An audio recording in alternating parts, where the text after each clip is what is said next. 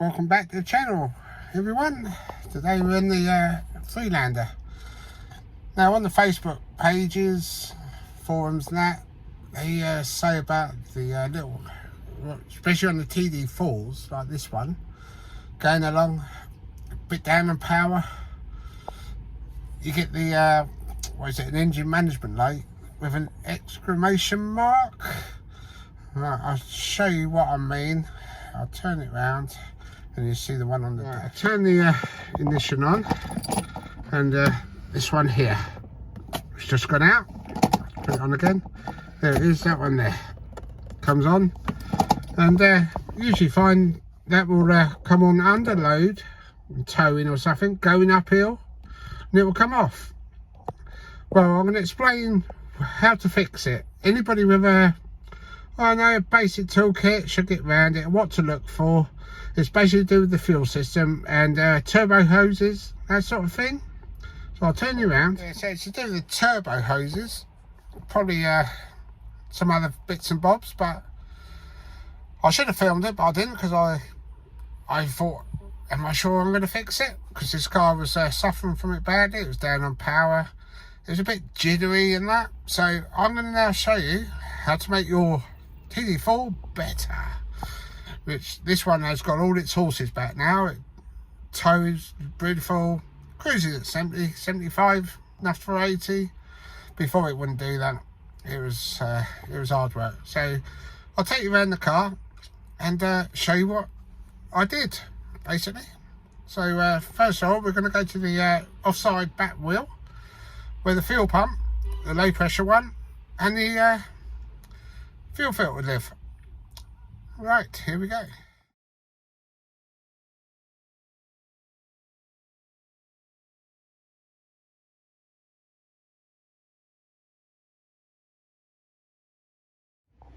So yeah, here we are on the offside. So what you need to do, take this wheel off, jack it up, put axle stand. The one underneath here is a cover.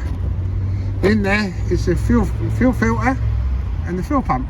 I'll put a link to a description I've done, a video I've done in the description down below, and you can identify it. It's a very easy job to get it out, replace the fuel filter if it's getting a little bit iffy in that, and the fuel filter. That was one of my issues, and that's one of the big ones. So now we're going round to the engine. And what I've done, I'll put these silicone hoses on, all brand new. Yeah, it cost a bit, but not better than rubber. And what I found, I had a leak on the underneath there by the turbo cooler. So I took out all the rubber ones off, new ones on. But I didn't go that far, I went a bit further. I'll put a delete on,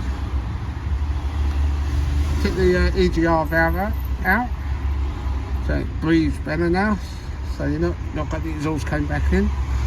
Took all of this off, I gave it a service, took all of this off, new air filter, new one of them, turbo filter, breather, a new one of them on, new mass sensor. I've done all the sensors, all new, every one of them. The one that will go the most, that could lead to that light coming on, is the cam sensor. Make sure underneath there you've got the crankcase breather filter, yeah, crankcase filter. Get rid of it and put a the uprated thing in, which is more like a separator, so you don't have to worry about the filter. Just every couple of years to take it out and wash it, clean it, put it back. I'll put a link in the description to that one. So yeah, all new sensors on this inlet manifold here. Once you got that off and all this off, get new gaskets for that. I found 2 of them were leaking, so I put new ones. And the cam sensor is underneath there, and that will quite often go. So yeah, hopefully that will give you some idea of why that light's on. And yeah, if you base it just basic, don't have to service it. You just take all this off, put new sensors in. New sensors basically last 100 odd thousand miles. This car's just done 100 odd thousand miles. So yeah, I changed it all and it goes like good now.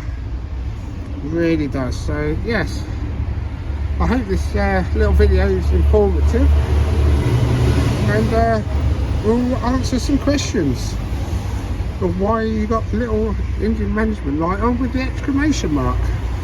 Anyway, please like and subscribe to the channel. Comment below, have a chat amongst yourselves. Say it's free to subscribe, you'll be helping me out loads, and I will see you all in another video. Bye bye.